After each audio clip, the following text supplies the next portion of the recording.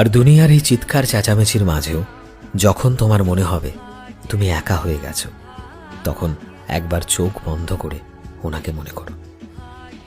আমরা বেশিরভাগ সময় ভয় ও শক্তির জন্য হনুমানজিকে মনে করি, কিন্তু আসলে তিনি ধৈর্যের সব থেকে বড় উদাহরণ।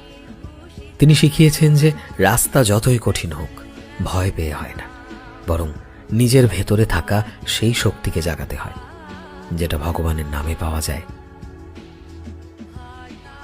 আজকালকার এই দৌড়ঝাঁপের জীবনে আমরা কেবল শান্তি খুঁজে বেড়াই। হনুমানজির সঙ্গ আমাদের এটাই শেখায় যে যেই মনের ভেতরে সেবা ও নিষ্ঠা আছে তাকে দুনিয়ার কোনো শক্তি ভাঙতে পারবে না। যদি আজ তোমার সাথে কেউ না থাকে তবে চিন্তা করো না, মনে রেখো যার রক্ষা স্বয়ং বজরংবলী করে কালও তার কিছু করতে পারবে না। অর্থাৎ নিজের চিন্তা ওনার ওপর ছেড়ে দাও আর নিজের কর্মতে ফোকাস করো, কারণ যেখানে বিশ্বাস থাকে সেখানে চমৎকার হতে দেরি লাগে না।